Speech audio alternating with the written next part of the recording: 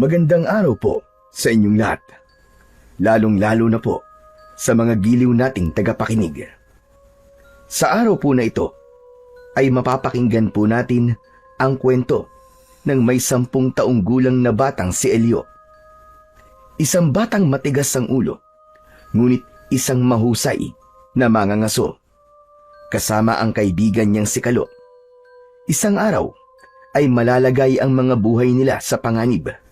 Sa kamay naman ng gahaman na pangkat ni Serbando.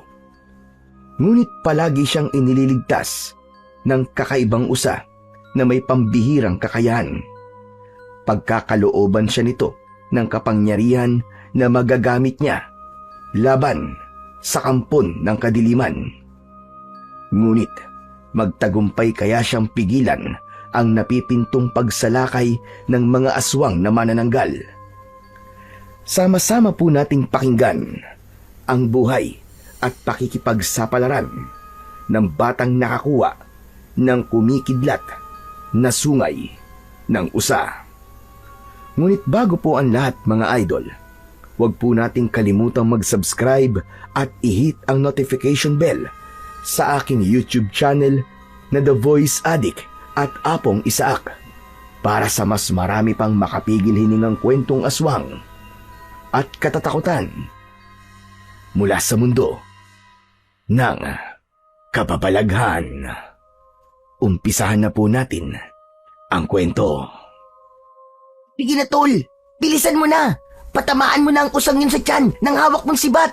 Baka mamaya makawala pa yan eh. Huwag ka nga munang maingay, Kalo. Hindi naman tayo mahuli ng usay. Sabi kasi ni Lolo Bestor, malas daw kapag pumatay tayo ng usa. Hindi ka ba nangihinayang? Ang ganda kaya ng kulay ng usang yun. Palagi ko nakikita ang usa na yun sa tuwing pumupunta tayo sa gubat. Sayang naman kung masasaktan lang natin. Ano ka ba naman, tol? Sa panahon ngayon, hindi na natin kailangan pumili ng papatayin, no? Kaya nga mga ngaso tayo eh. Para tayo naman na mabuhay. Sige na kasi, patamaan mo na ang usa. Balita ko pa naman, masarap daw ang karne ng usa. Dapat, lahat ng makikita natin na hayop, patamaan mo na sibat mo. Sayang kasi, lamang tiyan din yan. Hindi, ayoko.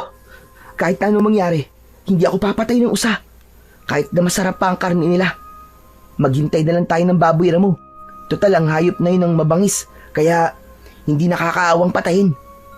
Isa pa, hindi naman tayo kumukuha ng sobre. Sapat lamang sa pangangailangan natin ang kinukuha natin. Ay nako, oo na nga, ikaw na nga masusunod. Mabira naman yan, no? Pero sige, sa tingin ko naman may kabuluhan din ang pagkuha natin ng hindi labis sa kailangan natin. Hindi katulad ng ibang mangangaso. Kulang na lang ubusin nila lahat ng mga hayop na nakatira sa gubat. Para bang wala nang bukas kung manghuli sila. Talagang hindi mawawala ang mga taong gahaman at sakim. Parang ikaw lang, di ba? Grabe ka naman sa akin, tol. Bakit naman napunta sa akin ang usapan? Eh kasi, tinuturuan mo akong maging masama eh. Tapos inuutusan mo pa ako na gawin din ang ginagawa ng iba. Naku, hindi pwede yun. Kapag sobra, masama. Isa pa, hindi lang sila nakakahanap ng katapat. Palagi nilang pinupunta ng bundok natin para limasin ang mga nakatirang hayop at usa. Kahit mga ibon, basta makakain, wala talaga silang patawad. Kala nila, may araw din talaga sa atin ang grupo niya ni Serbando. Alam mo, tol, naisip ko lang, no? Sa kaya nila dinadala mga nahuhuli nilang hayop. Hindi naman natin sila nakikitang magbebenta ng mga nahuhuli nilang hayop eh. Siyempre, kinakain nila. Ano pa ba? Grabe naman kung kinakain lang nila. Halos araw-araw silang kumukuha ng mga hayop sa gubat, di ba? Baka nga, pati sa gabi, nangangaso sila eh. Hindi ko lang talaga maiwasan ng hindi magtaka. Teka, ikaw ba alam mo kung saan nila dinadala mga nahuhuli nila? Abay, malay ko kung saan nila dinadala ang mga hayop na nahuhuli nila. Teka, hala, nasaan na yung usa? Nasa gilid lamang yun ng ilog kanina. Ang bilis namang nawala. Yan, ang daldal mo kasi. Bakit mo naman hinahanap yung usa? Wala ka naman balak na huliin yung usa, di ba? Teka, Hindi ka ba natatakot sa lugar na to, Elio? Ano? Bakit naman ako matatakot sa gubat, Kalo? Malayo na to sa baryo natin eh. Nasa gitna tayo ng kagubatan eh. Dito rin natagpuan na patay si Mang Raul. Hindi ka ba natatakot na baka multuhin tayo ng tatay mo? Hindi ba't hanggang ngayon eh, hindi pa rin natin alam kung sino ang totoong pumatay sa kanya? Hanggat maaari sana, Tol. Huwag na natin pag-usapan ng tungkol kay tatay. Nalulungkot lang ako eh. Alam mo naman na 8 buwan pa lang ang nakalipas magmula na mamatay si tatay. Hanggang ngayon eh, ramdam na ramdam ko pa rin ang sakit. Saka, kung sakali magmumulto si tatay, ay baka tumalon pa ako sa tuwa dahil sa wakas ay makakasama ko na ulit siya. Teka Tol, bakit mo ba naisip ang bagay na yan ha? Umiiral na naman siguro ang pagiging matatakutin mo no? Hoy, hindi no? Bigla ko lang naalala ang misteryosong pagkamatay ng tatay mo sa lugar na to. Alalahanin mo na nawala ang laman loob ni Mang Raul dahil sa mamabangis na mga hayop sa gubat na to. Baka mamaya tayo naman ang matsyempuan ng mga hayop na yon. Biglang nalungkot ang anyo ng may 10 taong gulang na batang si Elio. Bakas ang galit at panghihinayang sa kanyang mga mata kapag naaalala niya ang kanyang ama na si Mang Raul. Para bang merong libo-libong pako ang tumutusok sa kanyang dibdib kapag naaalala niya ang masaklap na sinapit ng kanyang ama. Si Mang Raul ang nagturo sa kanya kung paano gumamit ng sibat sa pangangaso sa gubat. Pero hindi siya katulad ng ibang mangangaso na halos ubusin ang lahat ng mga hayop sa gubat. Marunong din siyang magpahalaga sa mga nilalang na nakatira sa kabundukan. 2 na lamang ang kasama niya sa buhay, sina Lolo Bestor at ang kanyang inang si Aling Marina. 9 na buwang buntis ang kanyang ina at malapit ng manganak ngayong buwan. Saktong 1 buwan ang tiyan ni Aling Marina nang mangyari ang masaklap na aksidente sa kanyang ama. Namatay si Mang Raul habang nangangaso sa kagubatan. Ayon sa mga nag-imbestigang mga pulis, kagagawan daw yun ng mga mababangis na hayop sa gubat. Ngunit si Elio hanggang ngayon ay hindi pa rin naniniwalang na aksidente lamang ang kanyang ama. Iba ang nararamdaman niya. Kutob niya, may sadyang pumatay sa kanyang ama. Nang maulila si Elio sa kanyang ama, ay tumira na sila sa bahay ni Lolo Bestor upang mas lalo nitong mabantayan si Aling Marina. Kilala ang baryo ng San Andres na tirahan ng mga aswang na manananggal, kaya todo ang kanilang pagbabantay kapag merong buntis sa kanilang lugar. Muntik mapasubsub sa lupa si Elio nang maramdaman ang pagtulak ni Kalo sa kanyang tagiliran. Hindi niya napansin na kanina pa pala ito nagtatanong sa kanya. Pambihira ka naman, Tol. Kanina pa akong siging daldal dito. Hindi ka naman pala nakikinig. Ay, ewan ko sa'yo. Natulala ka na naman. Pasensya ka na, Kalo. Ano ba kasi yun? Ang sabi ko, maglakad na tayo sa bahaging yun ng kakauyan. Wala tayong mahanap dito na baboy ramo. Pero kasasabi mo pa lang kanina, di ba? Na baka merong mababangis na hayop sa bahaging yun. Bakit naman bigla mong naisip na magpunta ron? Kesa naman umuwi tayo ng walang dala. Tignan mo nga ang paligid natin, malapit ng dumilim. Baka mapagalitan na naman ako ni ate kapag umuwi akong walang dalang baboy ramo eh. Sabihin pa nun, nakipaglaro na naman ako sa kabilang baryo at umiiwas lang sa trabaho. Ewan ko sa'yo, para ka naman bago ng bago sa kapatid mo. May huli sa wala, galit pa rin yun sa'yo. Para bang naglili sa pagmumukha mo? Grabe ka naman sa akin, Tol. Hindi naman, no? Mabait naman si ate. Huwag lang tutupakin. Ang lakas ng tawa mo ah. Huy, isipin mo baka marinig tayo ng baboy mo lalo pa tayo mawalan ng huli. Ang mabuti pa, itigil mo na yung bibig mo. Ang ingay-ingay mo eh. Mamaya talagang wala tayong mahuli. Nakaka-insulto yun. Basket pa naman ang dala natin, tapos walang laman. Sus, Insulto raw.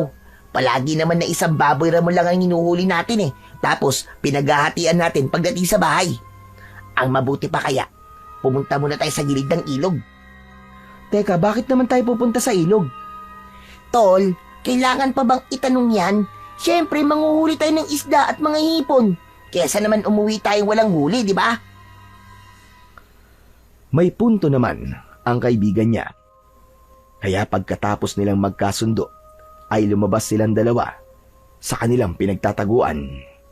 Ngunit nabigla silang dalawa nang makita nila ang isang kakaibang usa na mabilis na tumatakbo papalapit sa kanilang kinaroroonan. Hindi sila kagad nakaiwas. Bumangga ito sa kanilang katawan habang takot na takot ang usa.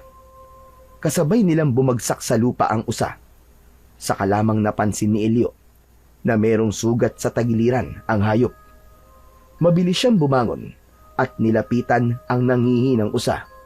Ganon din si Kalo na nagtataka kung sino ang nanakit sa usa. Hala tol, grabe naman na nangyari sa usa na to.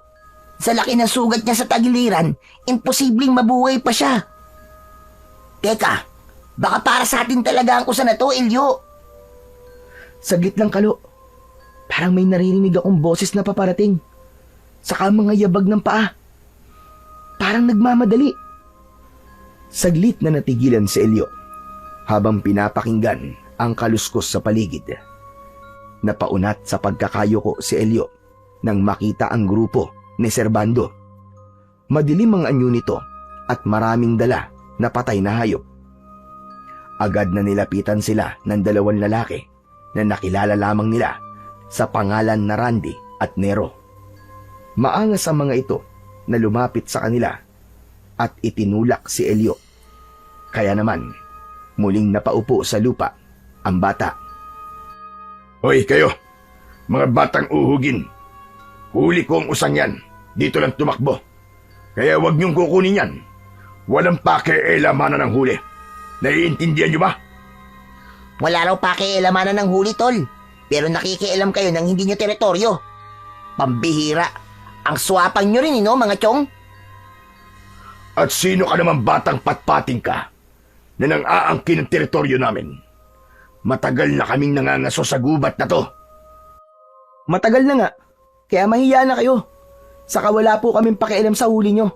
Kaya lang, sobra naman po yata ang dami ng mga hayop na napatay nyo para kunin nyo pa ang usa na to na nagsisikap para mabuhay. Kung maaari, wag nyo na siyang kunin. Anong wag kunin ang sinasabi mo? Sino ka para utusan ako sa mga ginagawa ko, ha? Kami ang nagpakahirap sa usa na yan. Tapos, kayo lang ang makikinabang?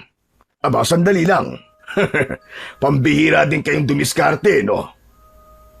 Bumaling si Servando kay Randy at sumenyas ito para lapitan ang usa na nakahiga sa harapan ni Elio.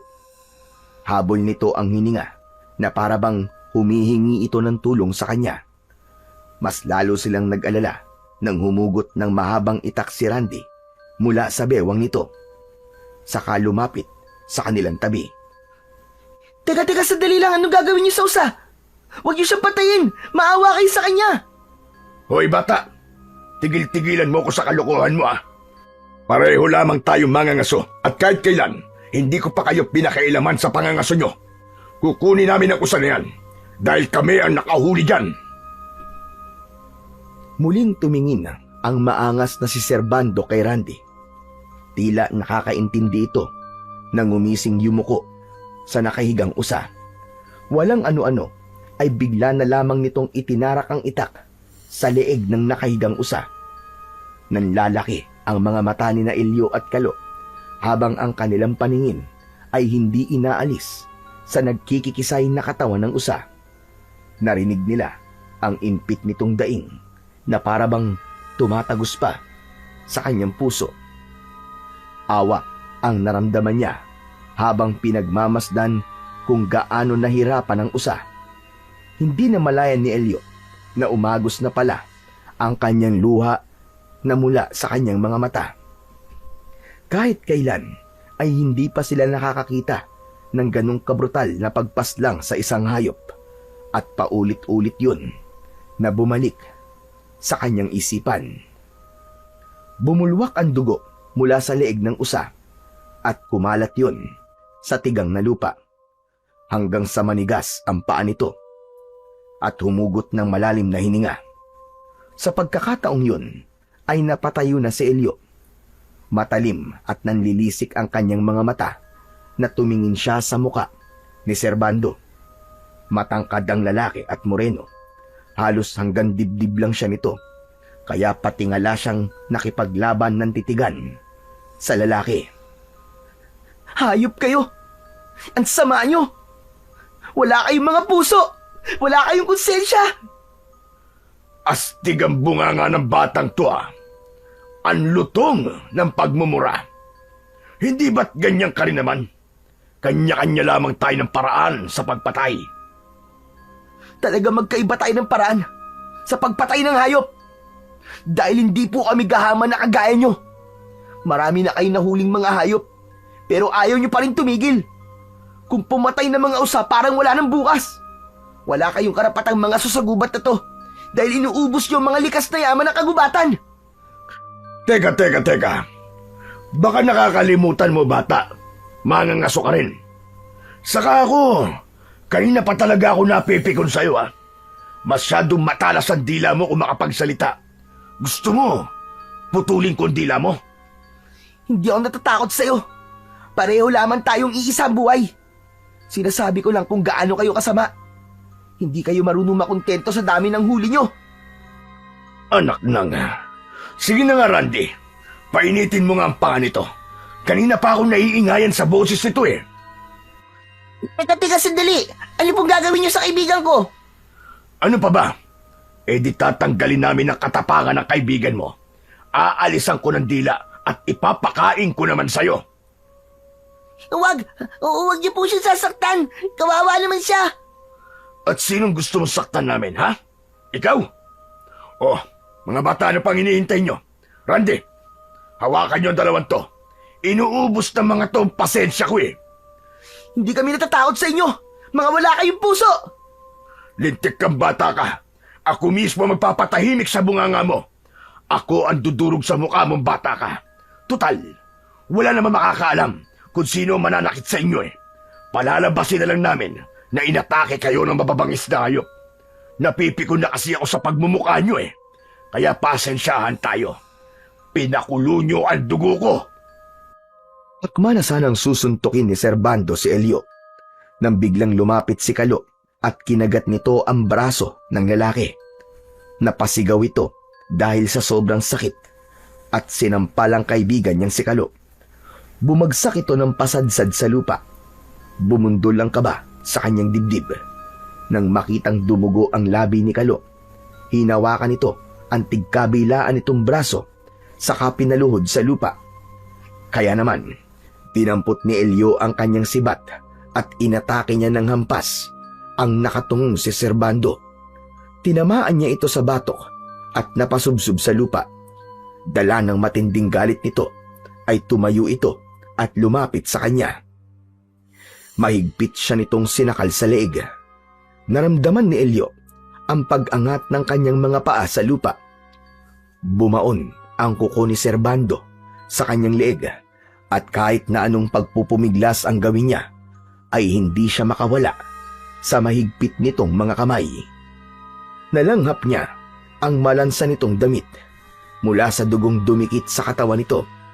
Halos mapaigik sa sobrang sakit nang maramdaman ni Elio ang pagtama ng suntok ni Servando sa kanyang tiyan. Hindi siya makahinga nang bumagsak siya sa lupa. Pakiramdam niya ay katapusan niya na ng mga sandaling yun. Namimilipit siya sa sakit habang yakap ang sarili niyang tiyan. Lumuhod si Servando sa kanyang tabi at piniga nito ang kanyang panga. Hayop ka! Talagang balak mo pa yata akong patayin. Pwes, uunahan na kitang buwisit ka. Itayo niyo ang dalawang batang yan at tuturuan ko ng leksyon. Bata lang naman ang kaya nyo Di ba? Bata lang ang kaya nyo. Kahit tatay o nanay mo, o kahit sino pa, kaya kong patayin sa harap mo. Sige, lumpuhin ang mga yan. Ano gagawin niyo sa amin? Teka, sandali lang. Saan niyo kami dadalhin? Bitiwan niyo ako! Mga ayop kayo! Pagbabayaran niyo ang ginawa niyo sa amin! Malalaman ni Kapitan! Ipapakulong ko kayo sa mga pulis! Naramdaman ni Elio ang paghawak sa kanyang katawan ni Nero at Randy para paghiwalayin sila ni Kalo. Bumundol ang kaba sa kanyang dibdib dahil sa labis na takot. Lumapit si Servando sa kanya. Pagkatapos ay dinakot nito ang buhok ni Elio at itiningala ang mukha niya sa langit.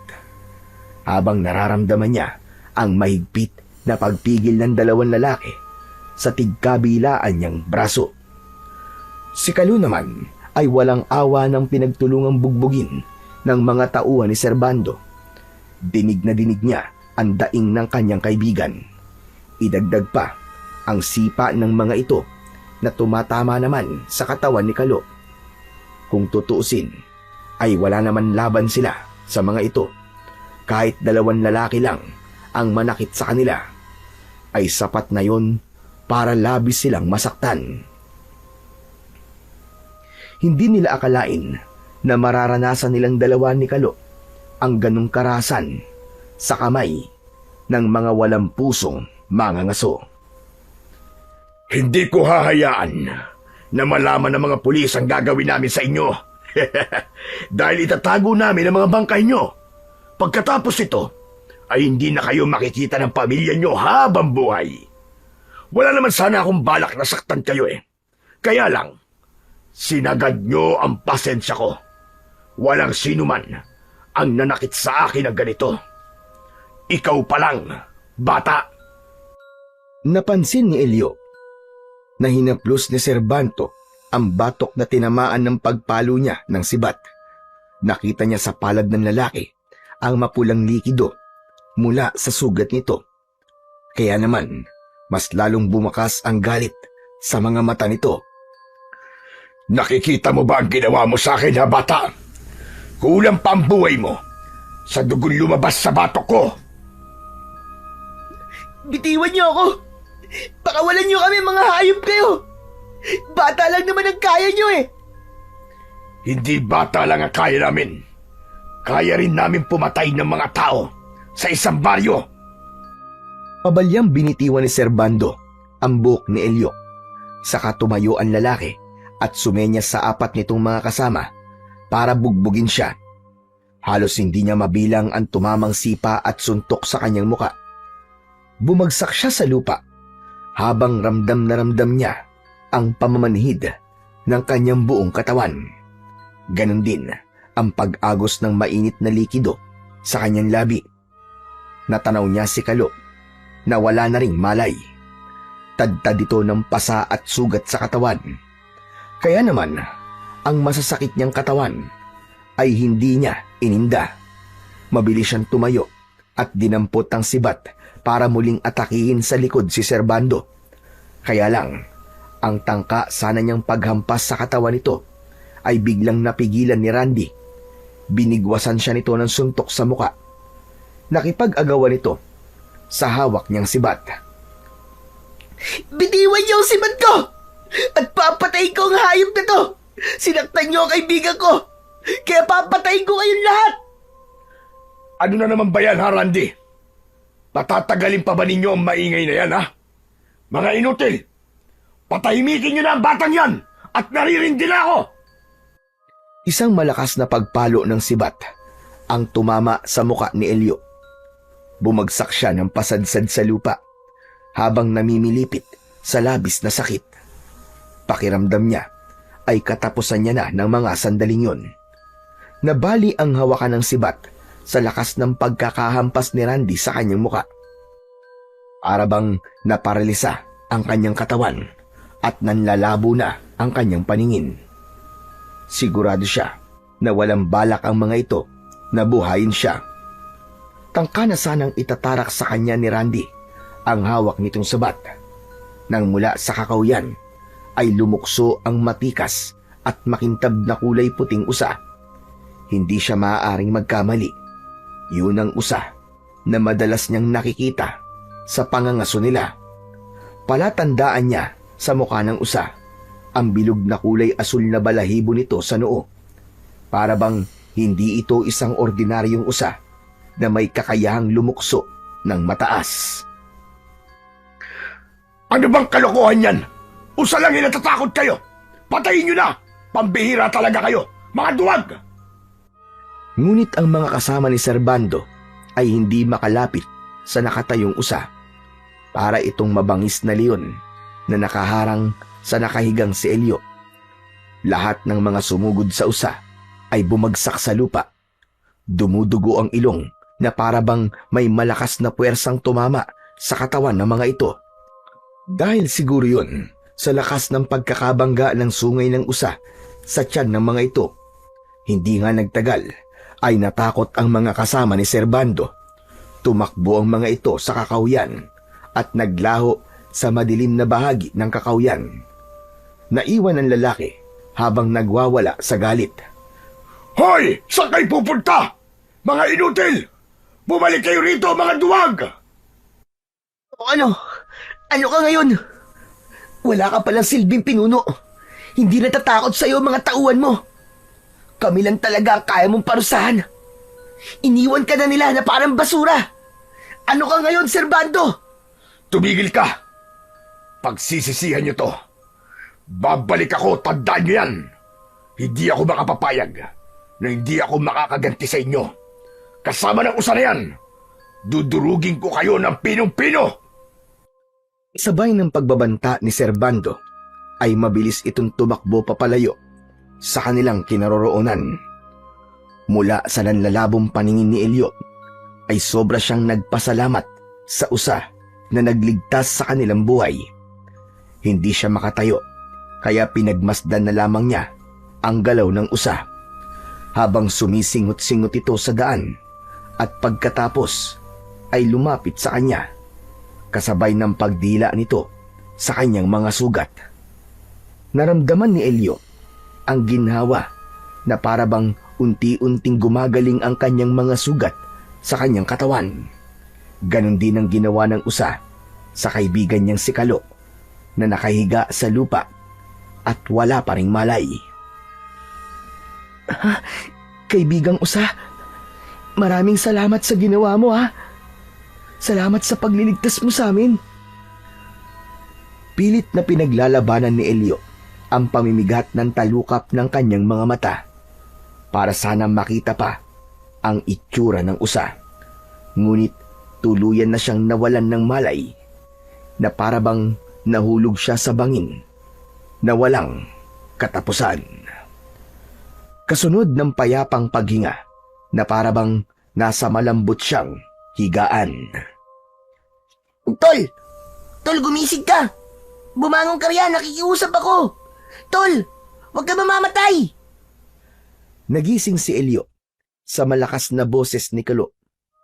Kasunod nun ng pagyugyug nito sa kanyang masakit na balikat, nanatili siyang nakapikit na para bang mabigat pa rin ang talukap ng kanyang mga mata. Sigurado siya na hindi yun isang panaginip, kundi katotohanan na totoong ligtas na sila ng kanyang kaibigan. Tol, ano ba? Alam kong gising ka na eh. Hindi ka naman napuruan ah. Bumangon ka na nga dyan, gabi na. Kailangan na natin umuwi, Tol. Ano ba, gising na. Bumangon ka na riyan. Nang marinig ni Elio ang sinabi ni Kalo, ay napabalikwas siya ng bangon at agad na inilinga ang paningin sa paligid. Tama si Kalo. Madilim na nga sa lugar na kanilang kinaroroonan. Maingay rin ang mga kulisap na panggabi at malamig na ang simoy ng hangin. Agad na sinuri ni Elio ang kanyang sarili. Nakita niyang wala siyang sugat sa katawan. Gulat na gulat siyang napatingin kay Kalo at nahaplos ng kanyang kamay ang sugat sa labi. Ang nandoon na lamang ay ang bakas ng mga pasa mula sa sipa at suntok ng mga tauhan ni Servando. Nagtataka siya dahil hindi siya maaaring magkamali. Bago siya mawalan ng malay Alam niyang katabi niya ang usa at umaagos ang dugo niya mula sa kanyang sugat na tinamo. Kahit hindi siya makapaniwalang parang walang nangyari sa kanilang katawan ng kaibigan niyang si Kalo, malakas ang kutob niyang isang kababalagan ang nangyari sa kanila. Tol, ano nangyari?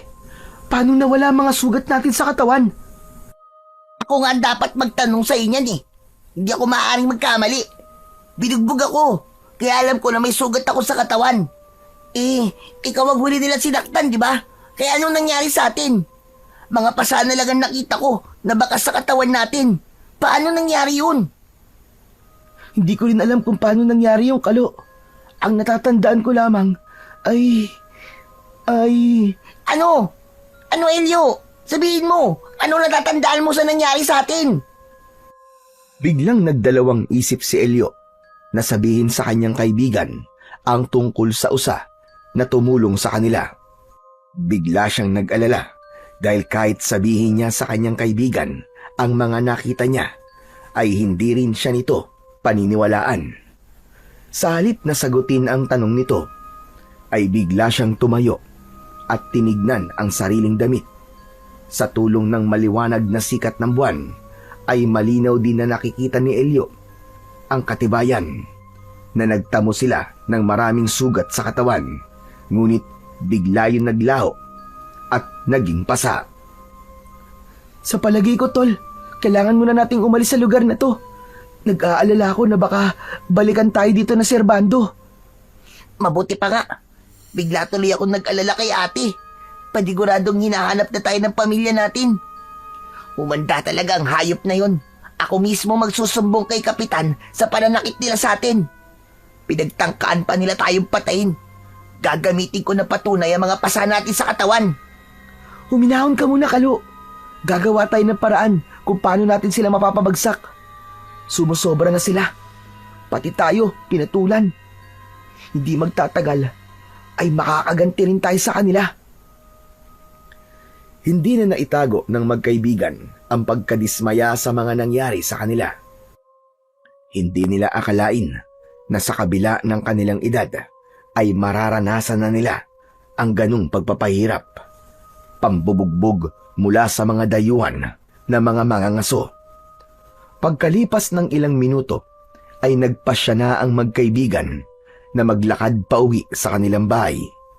Habang tinatahak nila ang daan palabas ng kakahuyan, ay nahulog naman sa malalim na pag-iisip si Elio. Sa isip niya ay ano kayang klase ng usa ang nakita niya kanina. Paano kaya nitong napagaling ang mga sugat nila? Kung magkikwento naman siya sa kanyang lolo Bestor, ay hindi rin siya nito paniniwalaan.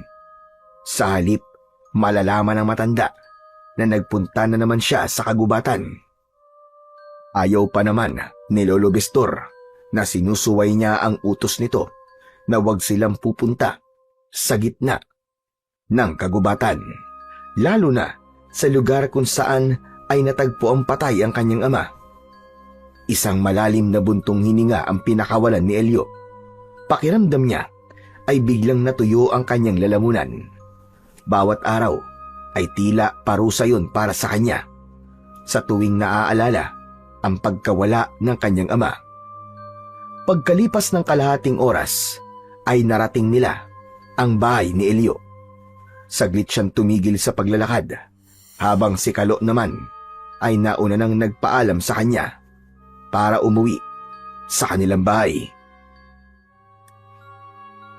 Paniguradong katakot-takot na pagpapaliwanag ang gagawin natin ngayon, Tol. Wala na nga tayong nahuli. Tantad pa tayo ng mga pasa sa katawan. Grabe talaga yung kamalasan na nangyari sa ating kanina. Mabuti na lang talaga at hindi nila tayo tinuluyan. Isa lang ang inaalala ko ngayon. Malalaman na ni Lolo Bestor na nagpunta na naman ako sa gubat. Sigurado na magagalit na siya sa akin. Hindi ko rin alam kung paano ko ipapaliwanag ang mga pasa ko sa katawan. Ay nako, bahala na si Batman. Kaya mo yan, Tol. Mas mabuting tanggapin mo na lang ang pagkakamali natin kesa magsinungaling ka sa kanila para hindi lang mapagalitan. Wala na tayong magagawa eh. Nangyari na to sa atin eh. Kaya nga eh, akala ko talaga katapusan na natin kanina. Ang mahalaga, ligtas tayong nakauwi. May pagkakataon tayo para itama ang ating mga mali. Dalawang buhay na natin to ngayon, Tol. At kung may nangyaring masama sa atin kanina, tiyak na ang pamilya natin ang unang masasaktan. Kung sakaling hindi na tayo nakauwi, nako, hindi nila alam kung saan nila tayo hahanapin. Diyos ko, yung halaga pala ng pagpapaalam sa pamilya natin ay malaki pala ang magiging epekto sa kanila, no? Kaya nga eh, bigla akong nagsisi sa hindi ko pagsunod kay Lolo Bestor na hindi ko naisip ang kalagayan ni nanay. O sige na, umuwi ka na sa inyo, magmadali ka. O paano? Mauna na ako sa'yo, Tol. Kailangan ko na rin harapin ang kapatid ko. Natitiyak kong tatanggap na naman ako ng masasakit na salita mula sa ate ko. Siya na lamang ang natitira kong pamilya. Pagkatapos binibigyan ko pa siya ng sama ng loob. Isang mahinang tapik sa balikat ang naramdaman ni Elio mula sa kanyang kaibigang si Kalo. Nahabol niya ito ng tanaw hanggang sa pumasok ito sa bakuran ng kanilang bahay. Habang siya naman ay mahihina ang hakbang na pumasok sa kanilang bakuran. Ilang hakbang lang yun mula sa kanilang balkonay. Pagtapat niya sa pintuan ng kanilang bahay ay isang malalim na buntong hininga ang pinakawalan ni Elio. Saka nagpa siyang pumasok habang mabilis ang tibok ng puso.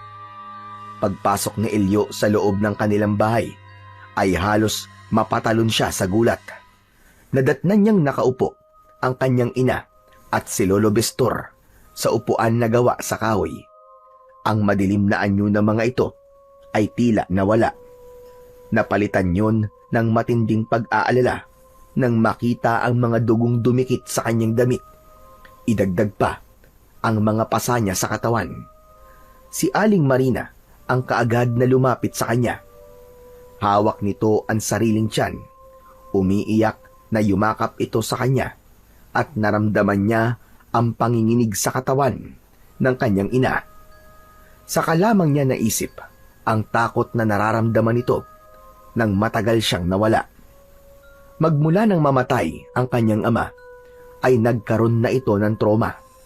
Palagi nitong iniisip na baka mapahamak siya sa madalas na pagpunta niya sa gubat. Kaya naman, yun din ang dahilan kung bakit hindi na siya pinapayagan pa ni Lolo Bestor na pumunta sa kagubatan para mangaso. Nay, tama na po, wag na po kayong umiyak. Huwag po kayong mag-alala. Nandito na po ako, Nay. Tama na po yan. Narinig ni Elio ang mabigat na yabag ng paa ng matanda.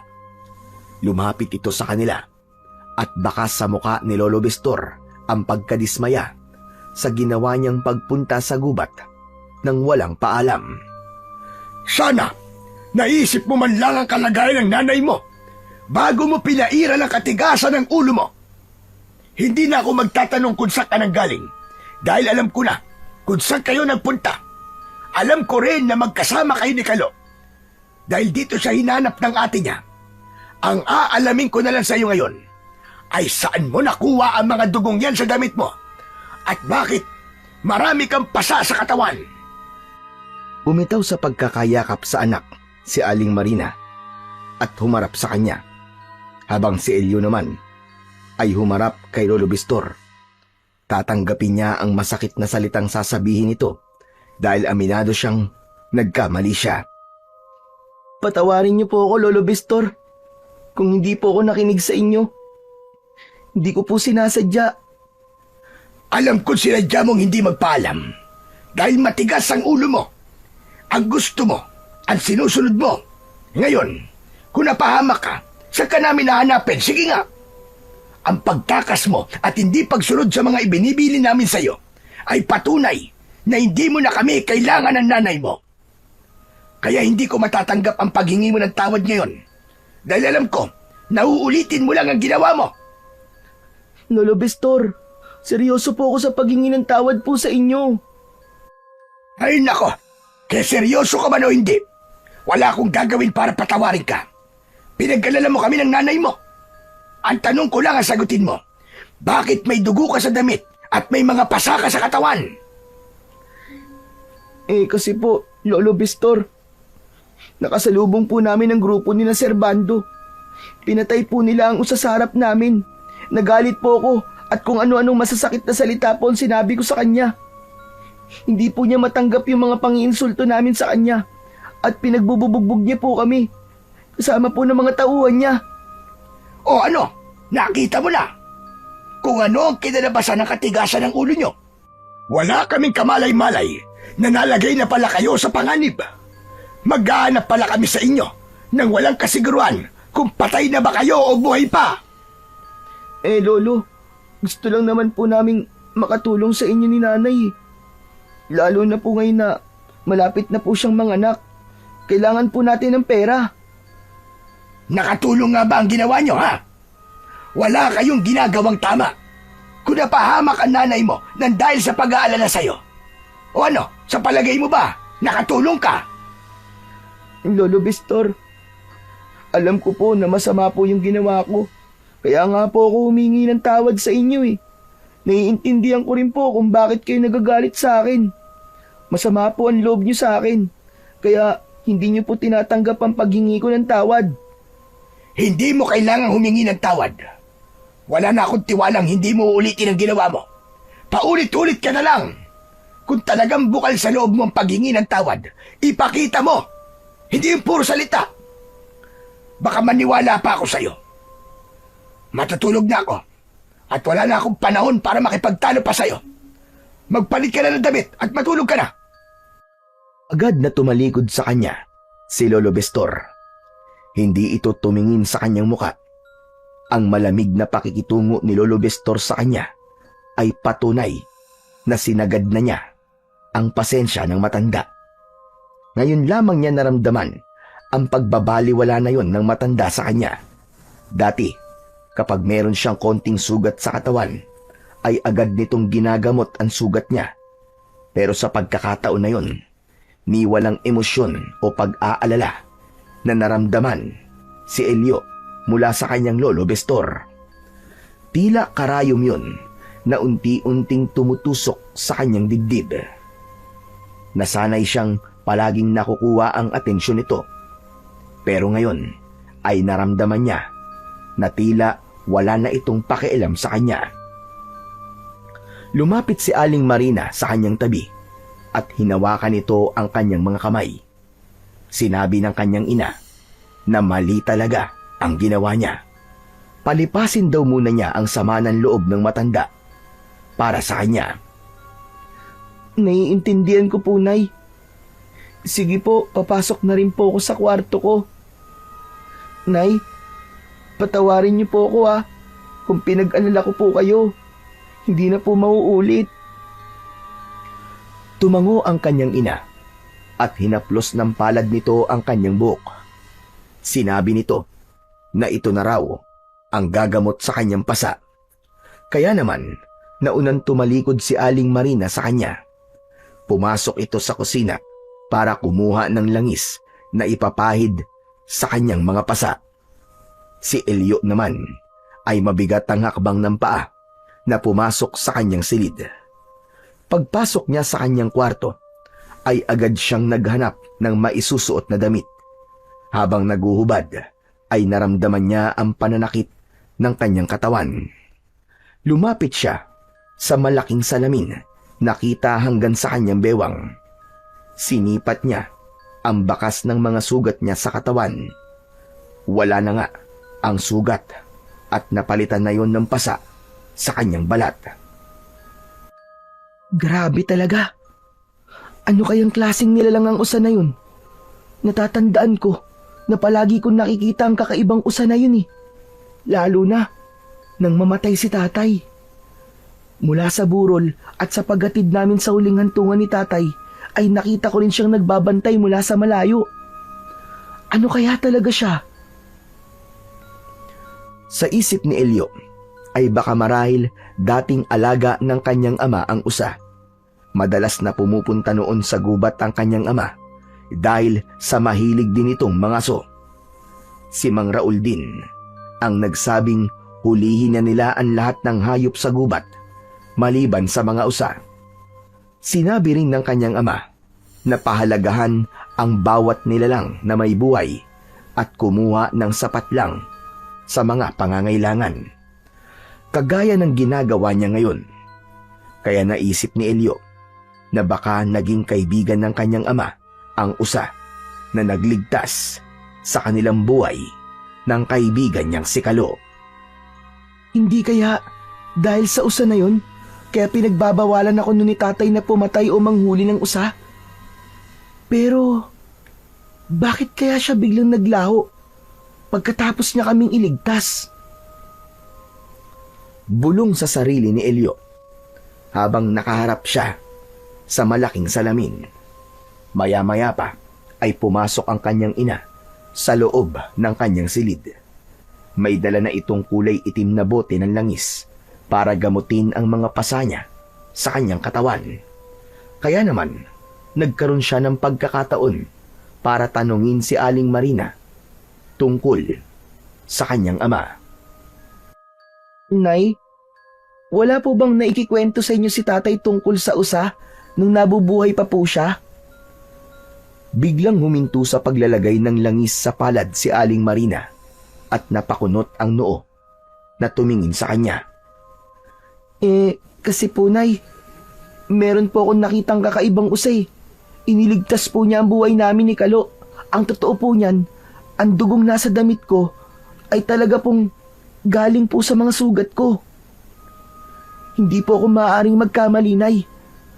Kitang-kita ko po at ramdam na ramdam ko na dinilaan po ng usan sugat ko at nawala po ang mga sugat ko, Nay, at napalitan po ng mga pasa.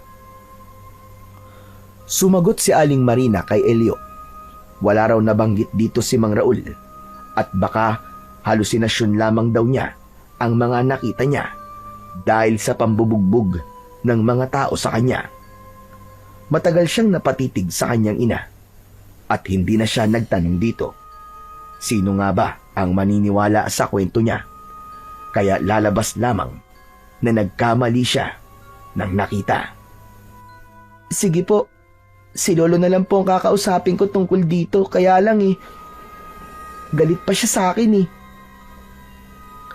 Malungkot niyang pahayag sa kanyang ina. Magsasalita pa sana si Aling Marina, ngunit biglang gumalaw ang tiyan nito. Napangiti ito at sinabi nitong pakinggan niya ang tiyan ng kanyang ina. Naririnig daw siya ng kapatid niya mula sa sinapupunan nito. Kaya naman, agad niyang idinikit ang kanyang tenga sa tiyan ng kanyang ina na si Aling Marina, habang panay ang haplas nito ng langis sa katawan niya. Pagkatapos nitong gamutin ang mga pasa niya, ay nagpaalam na ang kanyang ina na matutulog na rin ito.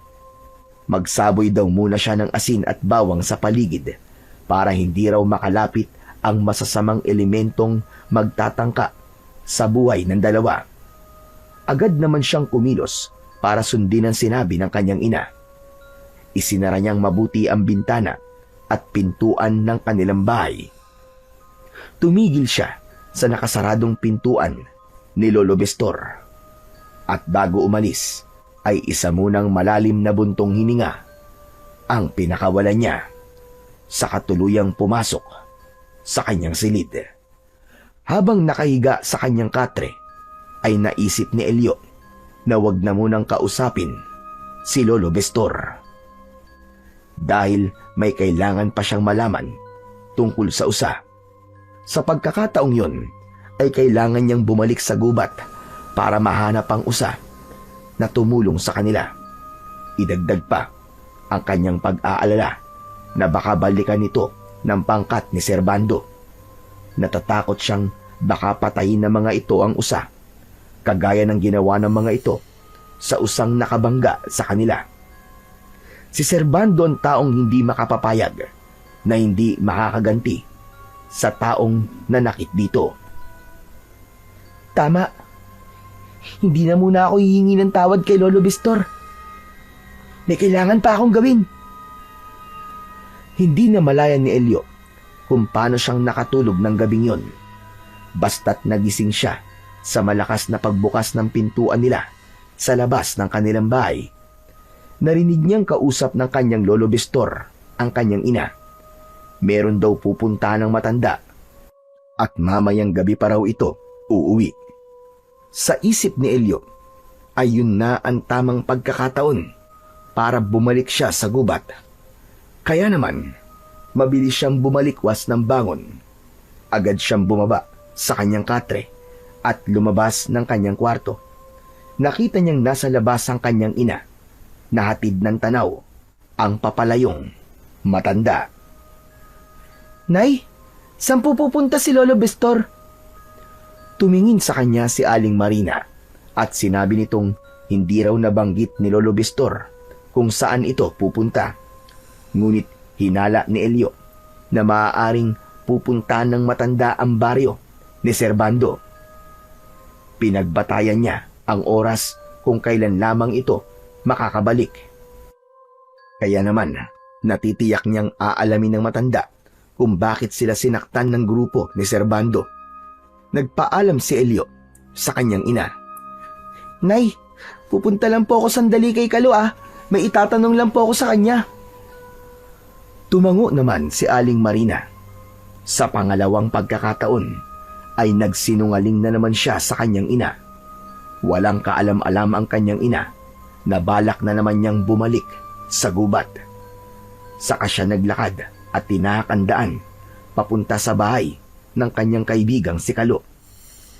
Pagkalipas lamang ng ilang minutong paglalakad ay nakasalubong niya si Kalo na balak din palang pumunta sa kanilang bahay.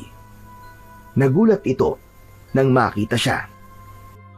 O tol, saan ka ba papunta? Sa inyo sana ako pupunta, Tol Kailangan ko ng tulong mo. Ha? At teka, bakit kailangan mo naman ng tulong ko? Samahan mo ako, Tol. Kailangan natin bumalik sa gubat. Ano? Pambihira, ano ka ba naman, tol?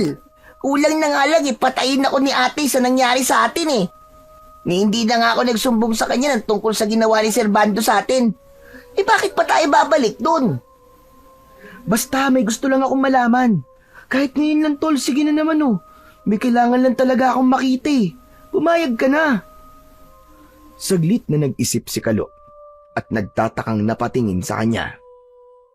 Anak ng ano ba kasi gusto mo makita sa gubat na yun, tol? Nag-aalala kasi ako na baka matsyempuan na naman natin ang grupo ni Servando Tol, hindi naman si Servando ang pupuntahan natin dun Gusto ko lang malaman kung ano ba ang totoong nangyari sa atin kagabi. Hindi kasi ako mapalagay Isang malalim na buntong hininga ang pinakawalan ni Kalo bago ito tumango at pumayag sa gustong mangyari ni Elio. Pagkatapos nilang magkasundo, ay naglakad sila papunta sa kakahuyan. Habang tinatahak naman nila ang daan papunta sa gubat, ay panayan linga sa paligid ni Elio. Nag-aalala siya na baka nasa paligid lamang si Lolo Bestor at sinusubukan lamang siya kung makikinig na ba siya sa utos nito o hindi. Ngunit siya ang batang hindi napapakali kapag hindi nasasagot ang katanungan sa kanyang isipan. Sigurado ka na ba, tol? Na hindi tayo mapahamak sa gagawin natin? Hindi kasi ako nakapagpaalam ng maayos kay ate Pasensya ka na, Tol Kung pati ikaw nadadamay sa mga ginagawa ko. Huwag ka mag-alala, Tol. Huli na to. Isa pa, ito lang ang pagkakataon ko para bumalik sa gubat. Habang wala si Lolo Bestor, umalis siya at hindi nagpaalam ng maayos kay nanay Sa tingin ko nga, Tol, pupuntahan niya si Servando Kung ganon, baka mapahamak si Lolo Bestor. Tol, parang mas lalong lumala ang problemang ginawa natin Yun nga rin ang inaalala ko Kaya nga gusto kong bumalik sa gubat para masagot ang mga tanong ko. May kailangan lang talaga akong makita. Sana pala, hindi ko nalang sinabi kay Lolo Bestor ang tungkol sa nangyari sa ating kagabi. Hindi sana ako nag-aalala ngayon.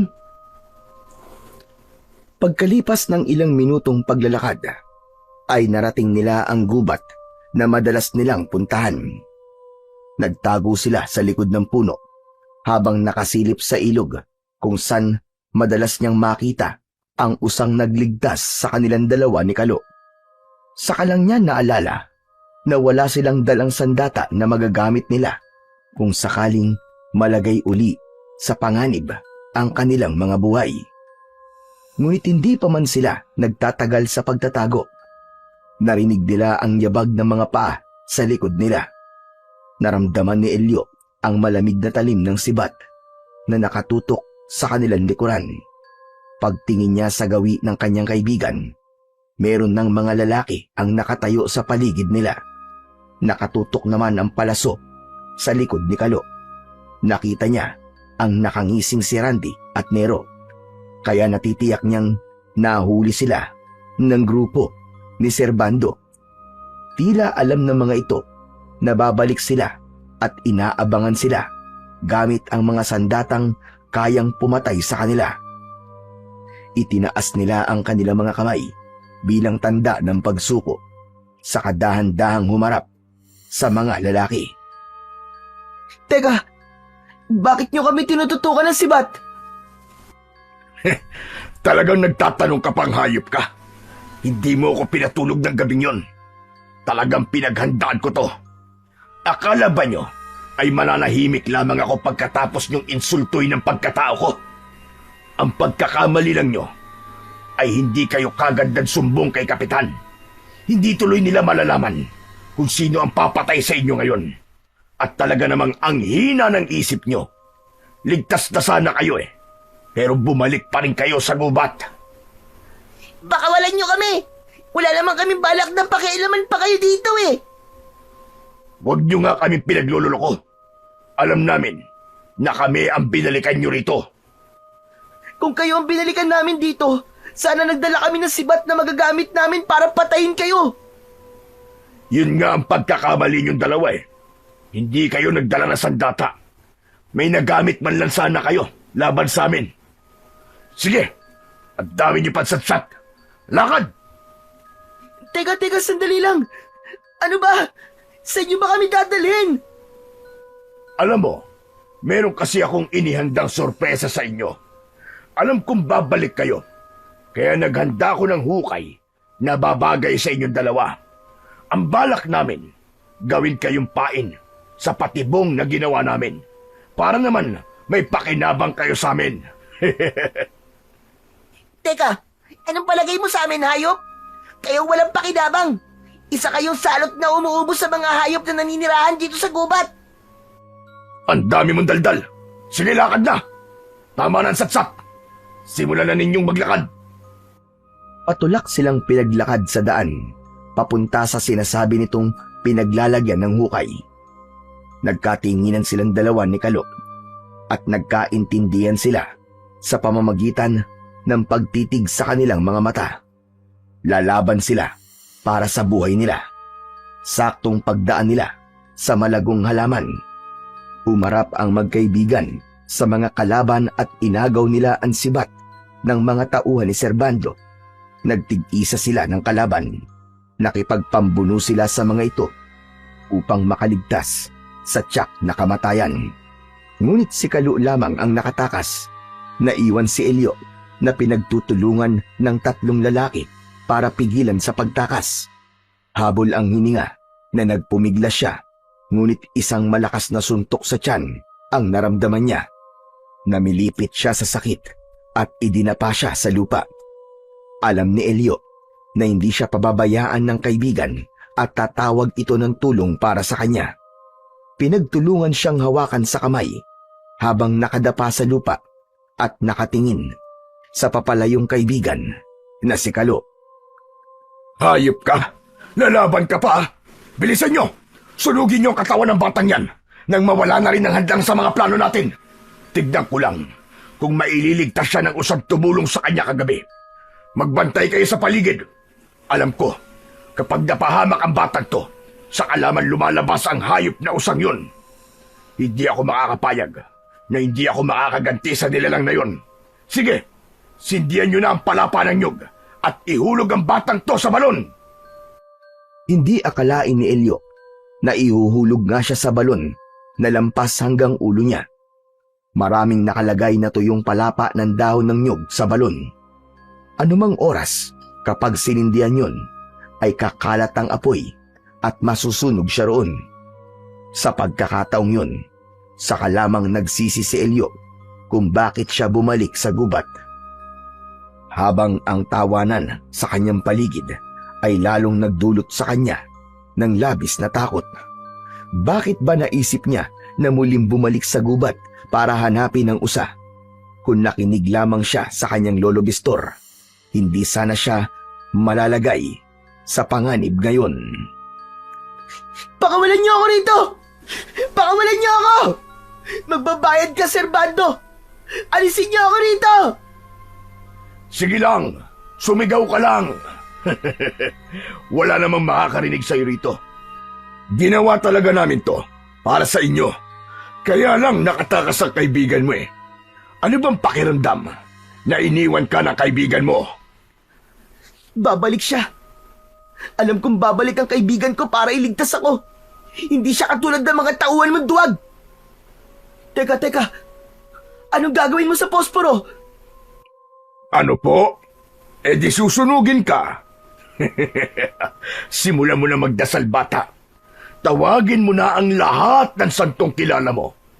Ito ang nararapat sa mga pakialamerong bata na kagaya mo. Sa wakas, masosolo ko na rin ang kagubatang ito. Wag mong gagawin yan! Tulong! Tulungan niyo ako! Sige, sigaw pa hanggang sa mawalan ka ng boses. Pero magtira ka kahit konti. Dahil malapit ka nang sumigaw ng mas malakas. Dahil sa init na mararamdaman mo. Litsyon ang aabutin mo sa akin ngayon, bata. Kasabay ng pagkaskas ng palito ng posporo sa gilid ng kaha nito, lumitaw ang apoy. Kitang-kita niya na lumipad yun sa ere papunta sa balon sa kanyang kinatatayuan. Ngunit nagulat ang lahat sa biglang paglitaw ng kulay puting usa at tinalo nito ang palito na may sinding apoy. Ibinalik ng tapo ng usa ang palito sa gawi ni Serbando na hindi naman kagad nakaiwas dahil sa bilis ng pangyayari. Dumikit ang apoy sa damit ng lalaki. Halos mataranta ito sa pag-apula ng apoy habang nagmumura sa galit. Nang makita ni Elio na tila lumulutang ang usa sa ere, ay natitiyak niyang hindi ngayon isang ordinaryong nilalang. Lalo na nang mabilis itong tumakbo na parabang nagpapahabol pa ito sa mga kalaban. Lindik, hulihin niyo ang hayop na usag yon! Ano pang itinatayo-tayo niyo dyan? Habulin niyo! Sinasabi ko na nga ba't magpapakita na naman siya? Humanda kayo ngayon! Hindi siya ordinaryong usa gaya ng inaakala nyo! Papatayin niya ang mga tauhan mo, Serbando! Tignan ko lang kung maililigtas ka pa ng usa na yan sa gagawin ko! Muling nagsindi ng apoy si Serbando at ito mismo ang nagsunog sa palapa ng nyug.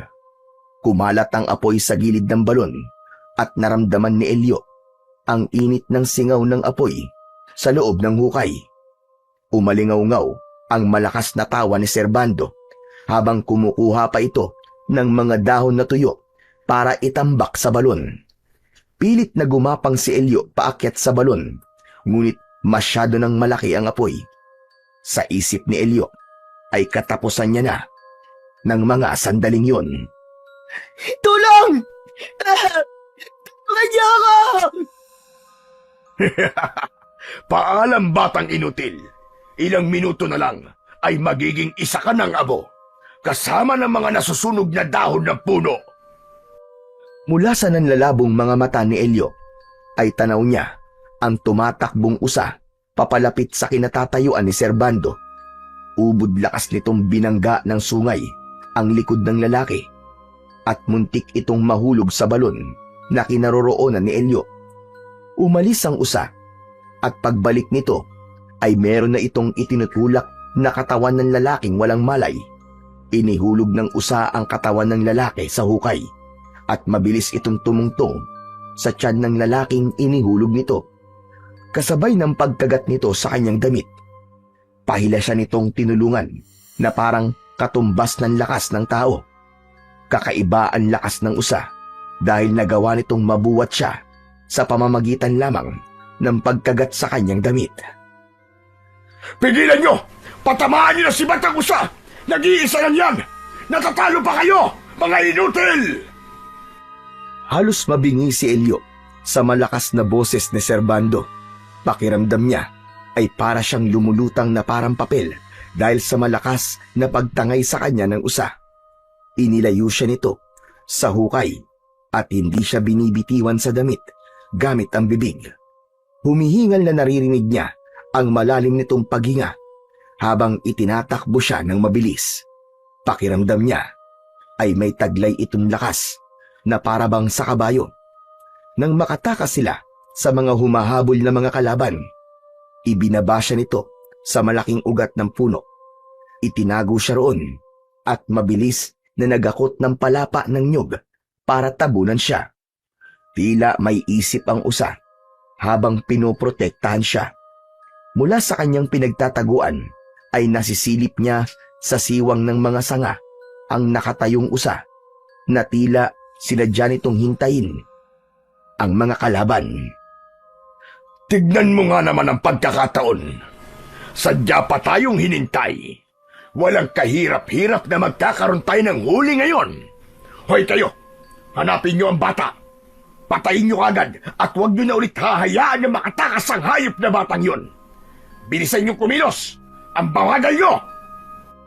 Nakatikim pa ng sipa ang isang tauhan ni Servando dahil sa galit nito sa kabagalan ng mga tauhan nito. Ngunit hindi hinayaan ng usa na makaalis ang mga lalaki. Isang mataas na pagtalon sa ere ang ginawa ng usa at pinuntirya nito ang natigilan na si Servando.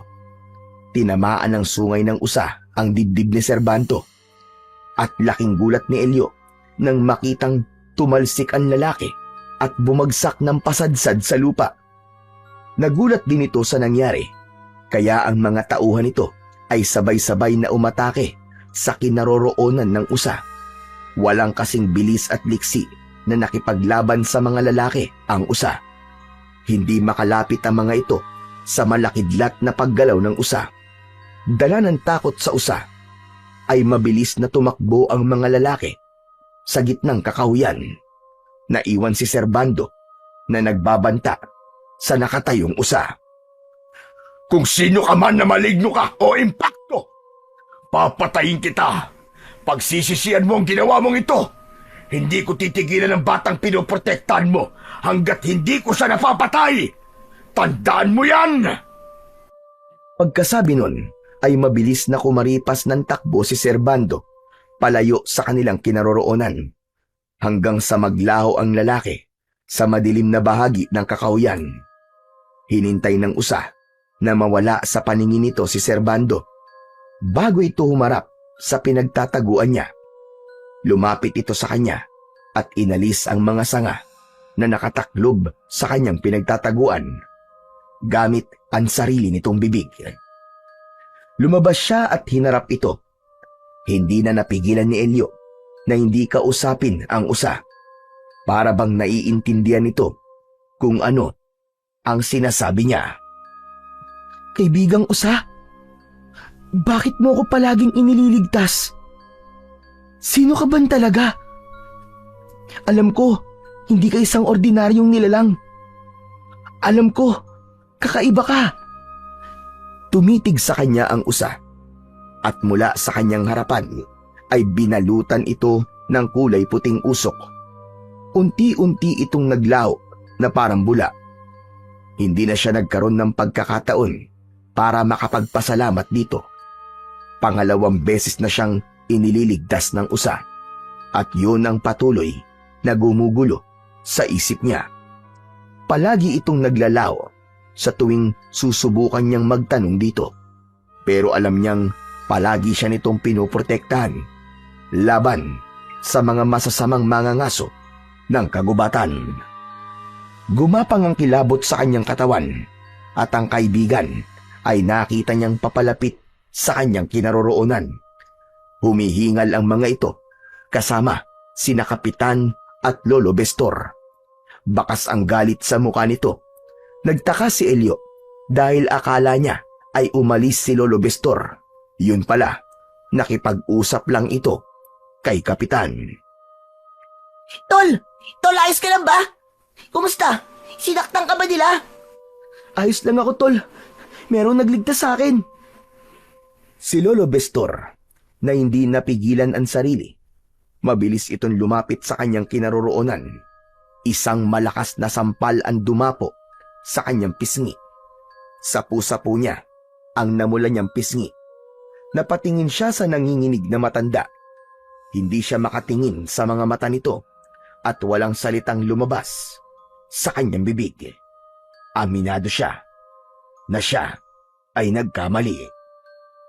Hindi ko akalain na sa kabila ng mga sinabi ko sa iyo kagabi, pumunta ka pa rin talaga sa gubat. Simula sa araw na to, wala na tayong pakialamanan. Hindi ka rin lang naman nakikinig sa akin eh. Lolo Bestor, hindi naman po kami nagpunta rito para mangaso eh. Ang gusto lang po namin, malaman kung anong hiwagang nangyari sa amin sa gubat na to. Hindi na ako makikinig sa mga paliwanag nyo. Umuwi na tayo. Ayoko nang pag-usapan ng tungkol sa nangyari sa inyo sa gubat. Papayag po kung baliwalain niyo ang sinasabi namin. Pero gusto ko pong makita ang usa na madalas na nagliligtas sa buhay ko at kitang-kita ko po kung paano po siya naglaho sa harapan ko, Lolo. At kung paano niya po tinalo ang mga grupo ni Servando para lang po mailigtas ako. Isang usabaka mo ang nagligtas sa'yo. O nasaan? Huwag ka nang gumawa ng kwento para pagtakpan ang kalokohan mo. Totoo po ang sinasabi ko, Lolo. Ang usa po may gawa kung bakit pareho pong nawala ang sugat namin sa katawan ni Kalo. May nangyayaring kababalaghan po sa gubat na ako lamang po ang nakakakita. Bumakas ang takot sa anyo ni Lolo Bestor. Bigla itong hindi mapakali at kinausap sila na tila ba nakalimutan itong galit ito sa kanya. Humawak ito sa kanyang kamay. Naramdaman niya ang malamig nitong kamay. Tara na, magmadali kayo. Hindi tayo maaaring magtagal sa lugar na ito. Hindi na nagtanong si Elio nang hilahin silang dalawa ni Lolo Bestor sa kamay. Nagmamadali ito sa paglalakad at panay ang linga sa paligid na parabang may hinahanap. Dahil sa kanilang pagmamadali ay naunahan pa nilang maglakad ang grupo nila Kapitan na sumuri sa lugar na yon. Nadatnan nila ang umuusok na balon at nakita ng mga tanod ang patay na katawan ng isang lalaki. Ngunit sa pagtataka ng mga ito, hindi nasunog ang balat ng lalaki, pero naging abo ang damit nito. Ang mukha ng lalaki ay kumulubot na mahaba ang bibig na parabang hindi muka ng tao. Inakala nila na maaaring dahil lamang yun sa usok na nanggaling sa apoy o sa pagkasunog nito. Dire-diretso silang naglakad pauwi sa kanilang bahay. Iniwan nila sa gubat si Kapitan. Wala silang inikan. Ngunit sigurado si Elio na naniniwala sa kanila ang matanda at malakas ang putob niyang may alam si Lolo Bestor tungkol sa usa. Pagkalipas ng ilang minuto ay nagpaalam sa kanila si Kalo habang pumasok naman sa loob ng bahay ang maglolo at nadatnan nilang nakaupo si Aling Marina habang namimilipit sa sakit ng tiyan. Nay! Nay, ano po nangyayari sa inyo? Ay nako, Diyos ko po, Elio! Mga anak na nanay mo! Lumalabas ng tubig sa kanyang sinapupunan. Bilisan mo! Ihanda mo ang lahat ng mga gagamitin sa panganganak ng nanay mo! Madali ka! Lolo Bestor, akala ko po ba sa ospital manganganak si nanay? Wala nang oras! Nakikita ko na ang ulo ng bata. Marunong naman ako magpaanak. Sige na, bilisan mo! Hindi na rin tayo pwedeng umalis dahil baka abutan tayo ng dilim sa daan. Tarantang hindi malaman ni Elio ang gagawin. Pumasok siya sa kanilang kusina. Kumuha muna siya ng palangganang may laman na tubig. Saka bumalik sa kinaroroonan ng kanyang ina. Bilisan mo, Elio! Magsaboy ka rin ng asin sa paligid ng bahay! Bilisan mo! Lahat ng iniutos ng matanda kay Elio ay sinunod niya. Maya-maya pa ay narinig niya na parang umiiri na ang kanyang ina. Indikasyong manganganak na talaga ito. Hindi siya mapakali at nag-aalalang pabalik-balik sa labas ng balkonahe. Panay ang kanyang dasal na sana ay makaraos ng ligtas ang kanyang ina sa panganganak. Ngunit kahit na anong gawing pag-iri nito, ay hindi lumalabas ang bata. Pagsapit ng gabi, ay hindi pa rin nakakalabas ang bata sa sinapupunan ng kanyang ina. Para nang binabayo ng maso ang dibdib niya dahil sa labis na pag-aalala para sa kanyang ina at sa kanyang kapatid. Ngunit ang malakas na boses ng kanyang ina ay tila sinabayan ng alulong ng mga asong nakatira sa bahay ng kanilang kapitbahay. Kaya naman, napasilip si Elio sa langit at nag-aalala sa kakaibang galaw ng hangin sa paligid. Sinabayan pa ng pagputak ng mga manok na parabang merong nakikita ang mga ito na hindi nakikita ng ordinaryong tao. Bigla siyang kinabahan nang marinig niya ang boses ni Lolo Bestor. Elio, halika! Lumapit ka rin! Nahihirapan ang nanay mo sa panganganak. Magbantay ka sa labas ng bahay. Kunin mo ang sibat sa likod ng pinto. Isipin mo na lang na mangangaso ka ngayong gabi. Hindi lang hayop, kundi ng mga aswang na manananggal. Ang pag-iingay ng mga manok at aso ay palatandaan na merong manananggal sa paligid. Lolo, ako po talaga naisip niyong ipain sa mga aswang. Matindi po talagang galit niyo sa akin, At ako po ang harap sa mga aswang na yon. Tigilan mo ko, Elio. Hindi ako nakikipagbiruan sa'yo. Delikado si Marina at ang kapatid mo. Gawin mo ang lahat para hindi makalapit ang mga manananggal sa bahay natin. Sige na, magbantay ka sa labas. Bilisan mo! Wala nang nagawa si Elio, kundi ang sumunod sa utos ng kanyang lolo Bestor. Kinuha niya ang sibat ng matanda sa likod ng pinto, saka siya lumabas sa kanilang bahay.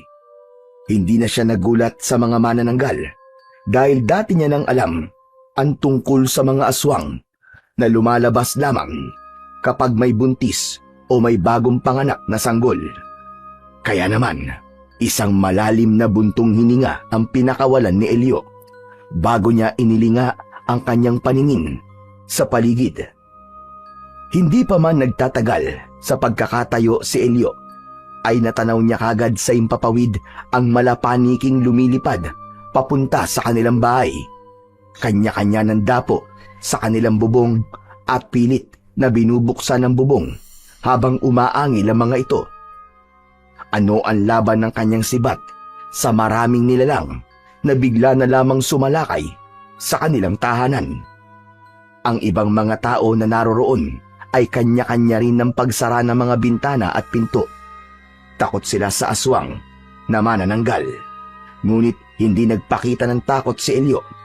Hinarap niya ang mga aswang na manananggal. Isa-isa niyang sinasaksak ng talim ng kanyang sibat ang mga aswang na nagtatangkang umatake sa kanya. Lolo! Lolo, tulong! Merong mga aswang na sumasalakay sa bahay natin! Lumabas kayo rito! Tulungan niyo ako, Lolo! Iwas-iwas mo lang ang sibat mo, Elio! Huwag mo silang hahayaan na makapasok sa bahay natin! Kukunin nila ang kapatid mo at papatayin nilang nanay mo! Labanan mo sila! Mas nanaig ang kagustuhan ni Elio na maprotektahan niya ang kanyang ina. Mabuti na lang at nakapagsaboy na siya ng mga asin at bawang sa paligid ng kanilang bahay hanggang sa bubong. Kaya naman, hindi rin nakatagal ang mga aswang dahil napapaso sila sa asin. Maya-maya pa ay bigla niyang naramdaman ang pagbaon ng matutulis na kuko sa kanyang balikat. Dahil sa labis na sakit, nabitiwan ni Elio ang kanyang sibat. Bumulwak ang dugo mula sa kanyang sugat na pinagbaunan ng mga kuko ng aswang. Kasunod ng pag-angat ng kanyang paa sa lupa, huli na nang maintindihan ni Elio na dinagit na pala siya ng aswang na manananggal. Lolo! Tulungan niyo ako! Lolo! Tuluyan nang naiangat sa lupa si Elio. Hindi siya makawala sa kukong nakabaon sa kanyang balikat. Pakiramdam niya, Kapag gumalaw siya, ay mababaklas ang kanyang laman at mahuhulog siya sa lupa. Ngunit nagulat siya nang biglang may tumamang kidlat sa katawan ng manananggal na aswang na dumagit sa kanya.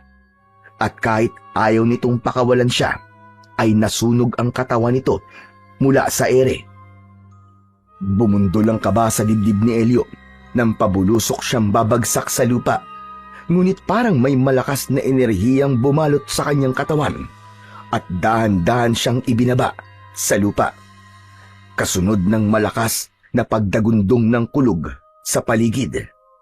Lumiwanag ang kalangitan dahil sa kidlat. Nang makita ng mga manananggal ang nangyari sa aswang na dumagit sa kanya, lumipad ang mga ito papalayo sa kanilang kinaroroonan. Atras! Atras! Hindi natin kaya ang nilalang na tumulong sa bata! Kasama ng mga alagad nito ay mabilis na lumipad ang mga aswang sa impapawid, papalayo sa kanilang kinaroroonan, hanggang sa maglaho ang mga ito sa kalangitan. Saka lamang tinignan ni Elio ang nilalang na nasa kanyang likuran. Kaya sa pagharap niya ay ganun na lamang ang panlalaki ng kanyang mga mata nang makita ang nagliliwanag na puting usa. Silang dalawa lamang ang naroon sa kakahuyan na binagsakan niya. Mas lalo siyang natakot nang magsalita ang usa. "Huwag kang matakot, Elio. Ako si Ataro, ang diwatang usa na nagbabantay sa kagubatan. Siguro naman ay alam mong hindi ako masamang nilalang." Diyos ko po, nakakapagsalita po kayo.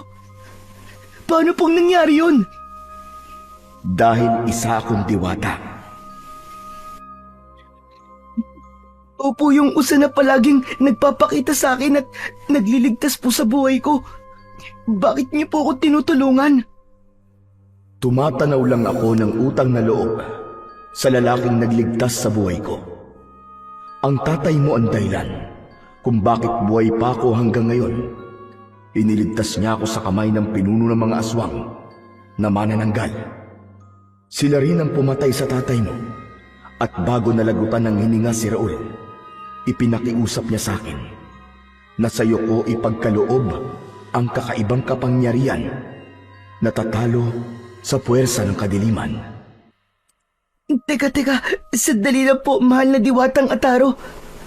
Hindi nga po ako makapaniwalang nagsasalita kayo pagkatapos babanggitin niyo pa ang tungkol sa kapangyarihan. Makinig kang mabuti sa sasabihin ko, Elio. Ginambala mong pananahimik ng mga aswang. Panahon na para bigyan ng katarungan ang nangyari sa kaibigan kong si Raul. Nakikiusap ako sa iyo. Tanggapin mo ang sungay ko. Po, ang sungay niyo? Bakit po? Natatanggal po ba ang sungay ng usa? Oo. Kung ito ay kusa kong ibibigay sa iyo.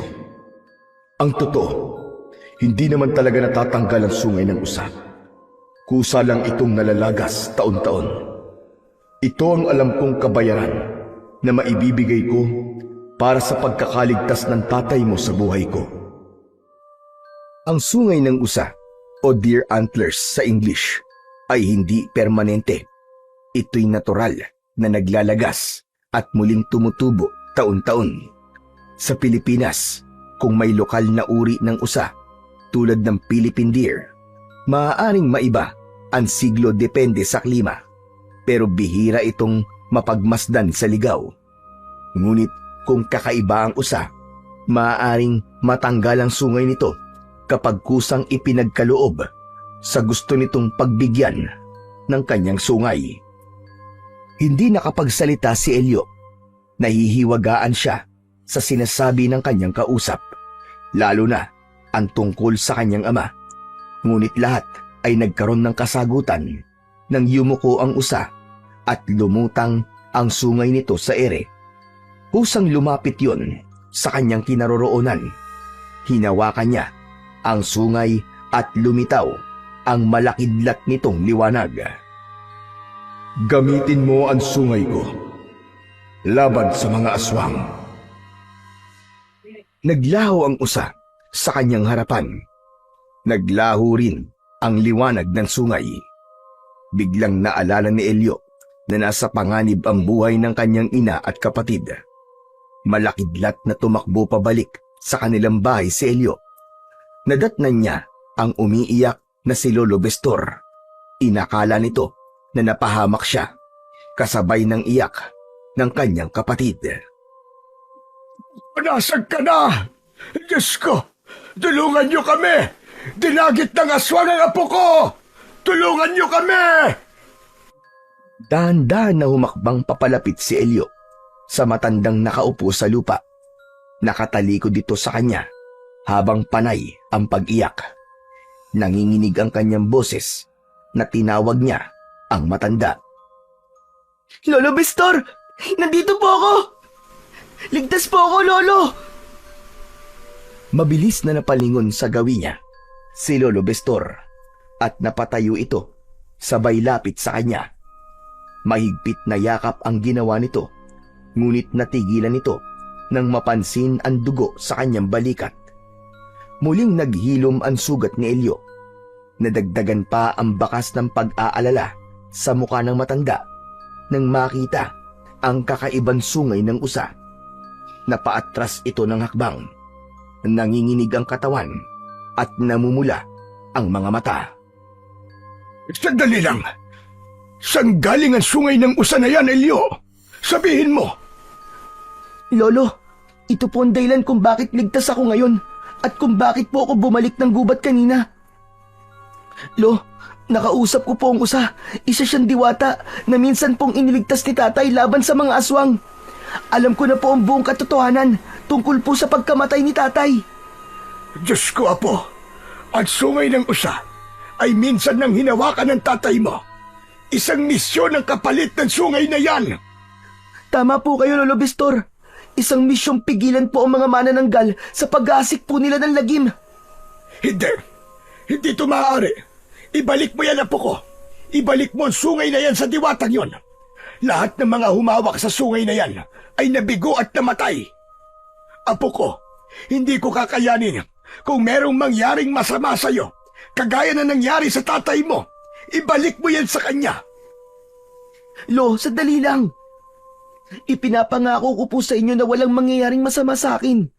Patutunayan ko po na ako po ang magtatagumpay laban sa kampo ng kadiliman. Nang maramdaman ni Elio ang matinding galit sa kanyang dibdib, biglang gumuhit ang kidlat sa langit at dumagundong ang kulog sa paligid. Kasunod ng maingay na pagpatak ng ulan sa lupa. Naramdaman ni Elio ang kakaibang lakas ng enerhiya mula sa sungay ng usa. Halika! Doon tayo sa loob ng kusina. Doon tayo mag-usap. Ang totoo, kapag naipagkaloob na ang sungay ng usa, hindi na yan maibabalik pa. Hindi mo rin maaaring itapon. Pero kanina lang po sinabi niyong ibalik ko po ang sungay sa diwata, di po ba? Dahil natatakot akong baka mapahamak ka, kagaya ng iyong ama. Ngunit kahit na anong gawin natin, paulit-ulit lamang na manggugulo ang aswang na manananggal. Kaya nararapat lang na pigilan na sila para mabigyan na rin ng katarungan ang nangyari sa anak kong si Raul. Lolo Bestor, ngayon ko po higit na kailangan ng tulong niyo at suporta. Ano pong gagawin ko sa sungay ng usa? Gagawin din natin ang ginawa ni Raul. Gumawa siya ng sibat na yari sa sungay ng usa. Yun din ang gagawin natin ngayon para labanan ng mga aswang na manananggal. Hindi nila titigilan ang nanay mo at ang kapatid mo. Mabango sa mga aswang ang amoy ng sanggol. Kaya kailangan natin pagandaan ang kanilang pagbabalik. Pagkatapos magkasundo sa kanilang gagawin, ay nagtungo sila sa pintuan ng kusina. Pumasok sila roon. Pagkapasok nila sa kusina, ay inilapag ni Elio ang sungay ng usa sa ibabaw ng kanilang lamesa.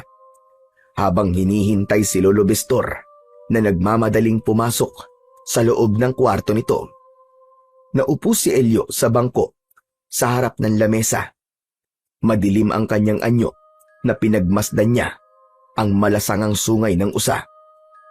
Isang malalim na buntong hininga ang pinakawalan ni Elio ng sandaling yun.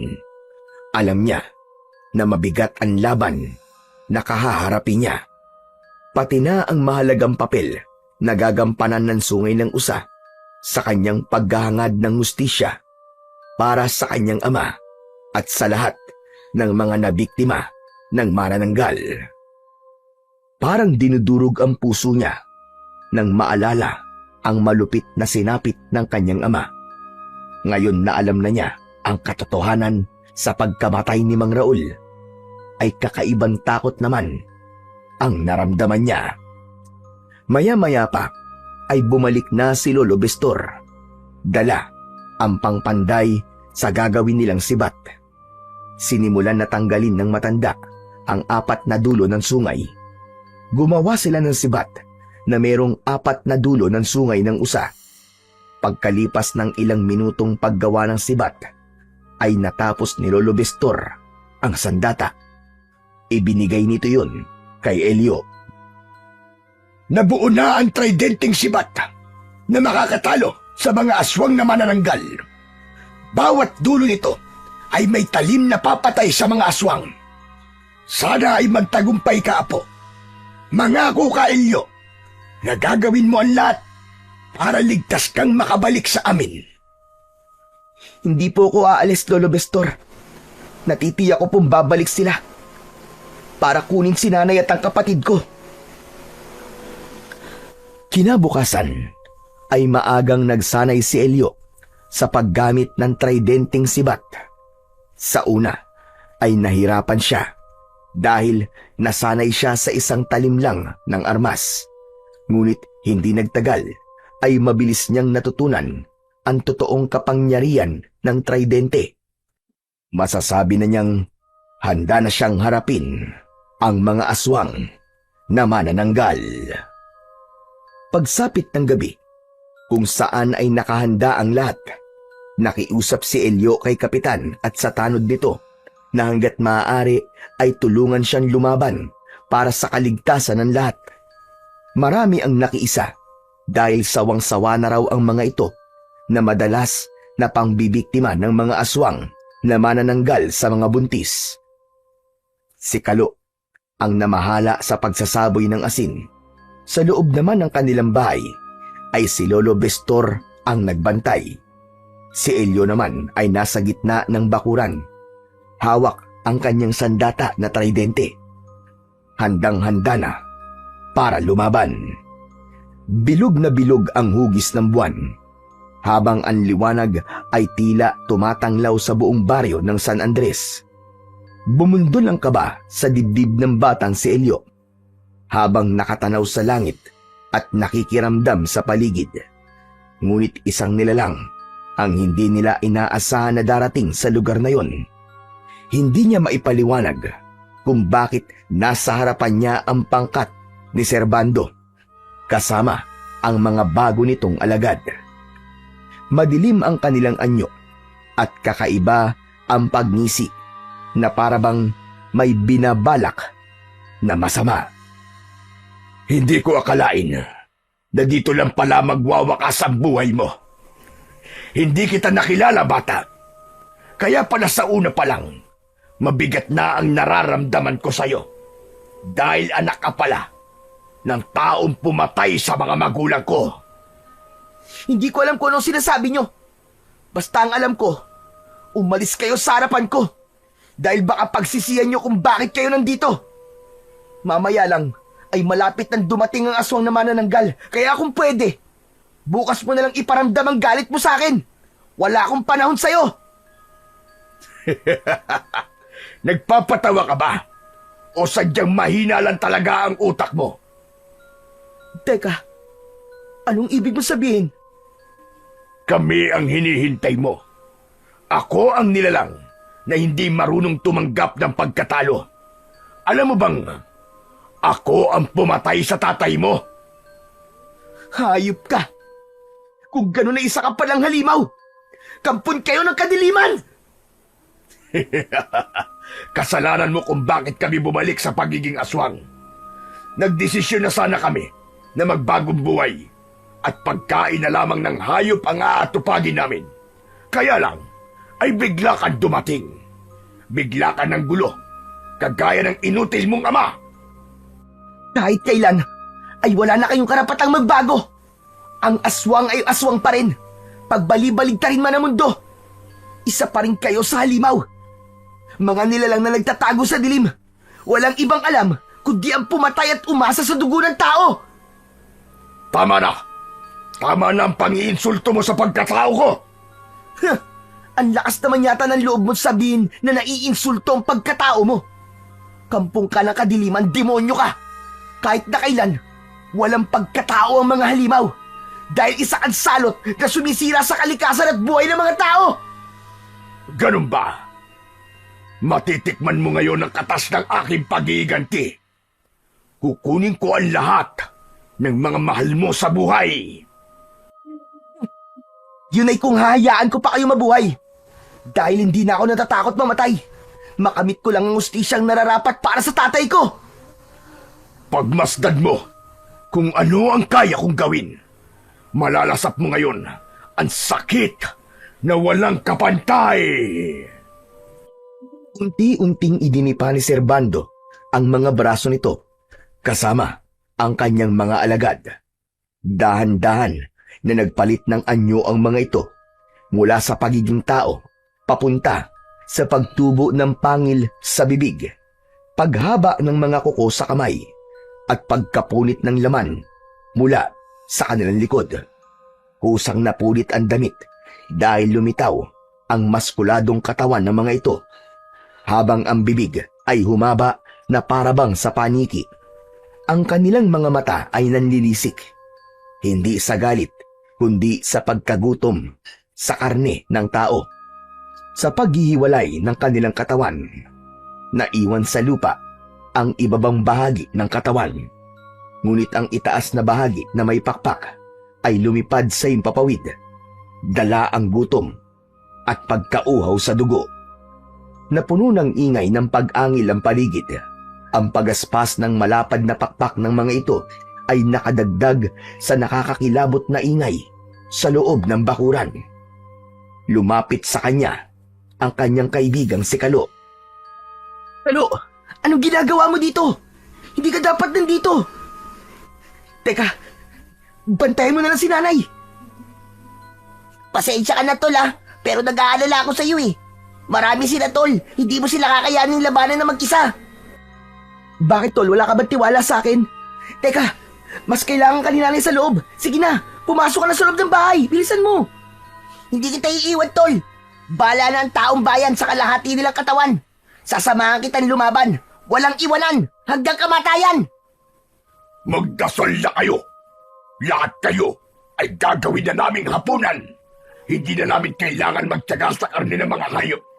Kayong dalawa ang una kong kakainin. Itinutok ni Elio ang hawak niyang sibat sa papalapit na mga aswang at hindi niya inaasahan na lilikha yun ng malakidlat na liwanag. Tumama yon sa mga aswang na nasa himpapawid.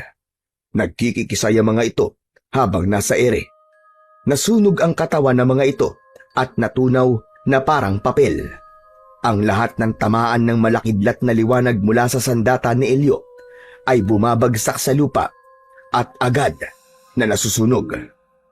Habang abala sa pakikipaglaban si Elio, nakipagpambuno naman ang kaibigan niyang si Kalo sa ibang alagad ni Servando. Bawat tamaan ito ng taga sa katawan ay bumubulwak ang dugo sa sugat. Ngunit humihilom din kagad ang mga sugat ng tama ng talim. Tila walang epekto sa mga ito ang sandatang walang kinalaman sa sungay ng usa. Kaya si Elio ang unang sumugod sa papalapit na rin na pinuno ng mga aswang.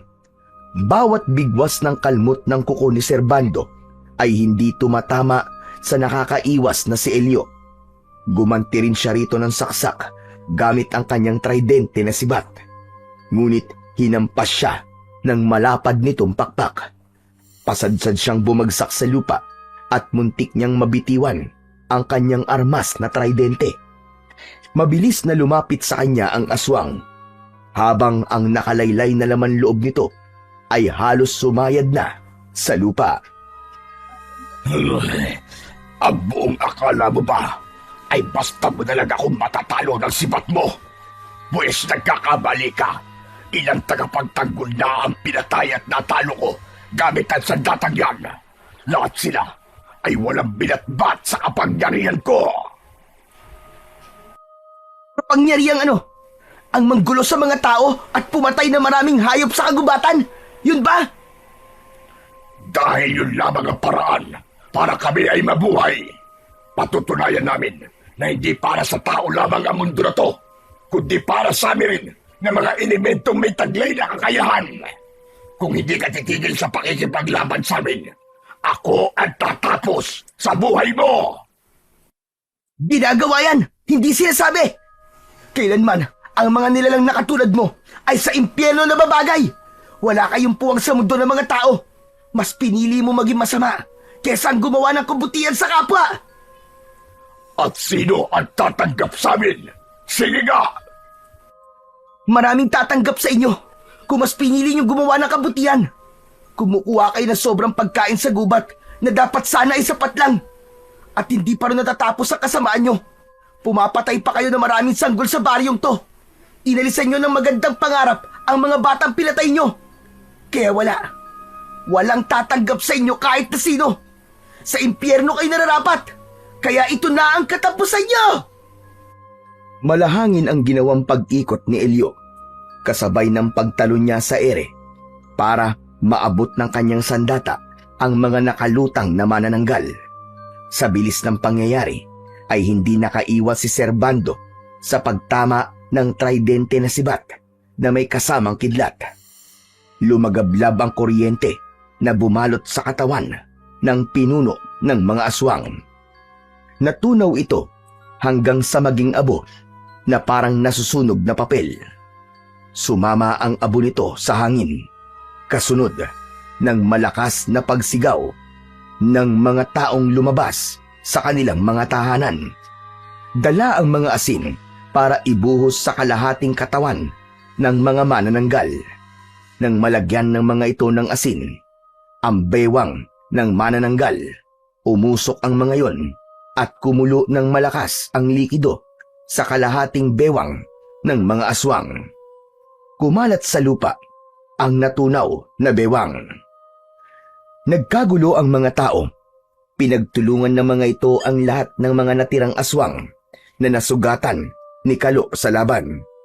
Ipinakita naman ni Elio ang bagsik ng sungay ng usa sa mga tao. Itinarak niya ang tridenting sibat sa katawan ng mga aswang hanggang sa masunog ang mga yon. At ang nagbabagang alipato mula sa mga nasunog na katawan ng mga halimaw ay sumama sa hangin at lumipad sa himpapawid. Lumabas si Lolo Bestor. Hindi ito makapaniwalang nagtagumpay si Elio laban sa mga manananggal. Yun ang kauna-unahang pagkakataon na merong nanalong tagapagligtas laban sa kampon ng kadiliman. Maigpit na yakap ang sumalubong sa kanya, kasama si Kalo na hindi rin biro ang ginawang pagtulong para magtagumpay si Elio laban sa kasamaan. Muling nagpakita ang nagliliwanag na usa. Wala itong sungay at sa harapan ng mga tao ay biglang nagsalita si Ataro. Ako si Ataro, ang diwatang nagbabantay sa kagubatan at sa mga usa. Meron akong ipapakiusap sa inyong lahat.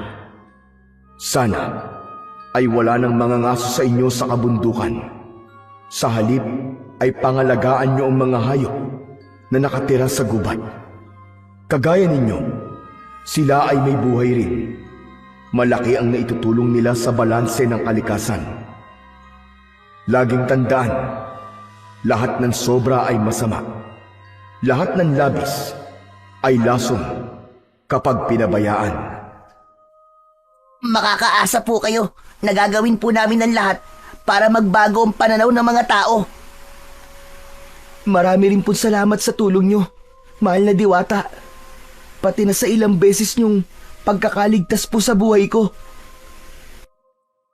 Sana ay magsilbing aral sa iyo ang lahat ng pangyayaring ito. Muntik nang manganib ang buhay niyo dahil sa katigasan ng ulo mo. Sobra kang ipinagmamalaki sa akin ng iyong ama at hindi nga siya nagkamali.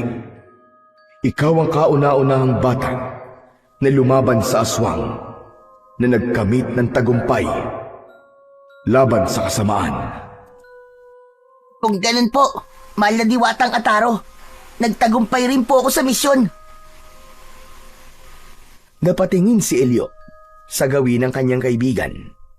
Hindi niya maintindihan kung ano ang ibig nitong sabihin. Oo, Kalo. Binabati rin kita sa pagbabantay sa batang tagapagligtas ng baryo ng San Andres. Teka, anong ibig mo sabihin, Kalo? Pasensya ka na, Tol, ha? Kailangan kong itago ang totoong misyon ko para malaman ni Diwatang Ataro kung nasa maayos kang kalagayan. Ako ang una niyang kinausap at sumubok sa'yo upang malaman kung mabuti kang tao. Sinubukan ko kung papatayin mo ang usa na nakita natin nung isang araw. Ngunit matagumpay kang nakapasa sa pagsubok. Pambihira. Naisahan mo ako ron ah. Hindi ko nahalata kaya pala ginamot ka rin ni Ataro dahil ikaw ang kanyang mata sa pagbabantay sa akin. Siya nga po pala, mahal na Diwatang Ataro. Paano po kayo? Wala na po kayong sungay. Huwag kang mag-alala. Sadyang nalalagas at natatanggal ang sungay namin taon-taon. Depende sa klima ng panahon. Isang linggo lang ay muling lilitaw ang mga sungay ko. At kung merong manggugulong aswang sa baryong ito, ay hindi ako magdadalawang isip na muli itong ipagkaloob sa iba na karapat dapat rin na maging isang tagapagligtas. Lahat tayo ay pwedeng maging tagapagligtas. May sungay man tayo ng usa o wala. Ang mahalaga, alam natin kung paanong gumawa ng kabutihan para sa lubos na nakararami. Maraming salamat, mahal na Diwata, sa pagtupad mo sa pangako mo sa anak ko. Lalo na ang pagliligtas sa buhay ng aking apo. Walang anuman, Lolo Bestor. Magpapaalam na ako sa inyong lahat. Hanggang sa muli. Unti-unting gumapang ang kulay puting usok sa katawan ng usa hanggang sa maglaho ito na parang bula. Ang mga tao naman na nakakita sa diwatang usa na si Ataro ay nagpasalamat sa batang si Elio. Pinatunayan lamang ng batang si Elio na kahit ilang beses man na matalo sa laban ay huwag susuko dahil darating ang araw na makakamit at makakamit din ng tagumpay laban sa kasamaan. Isang patunay na ang paninindigan at tapang sa pagharap sa suliranin ay mabisang sandata laban sa matinding pagsubok ng ating buhay.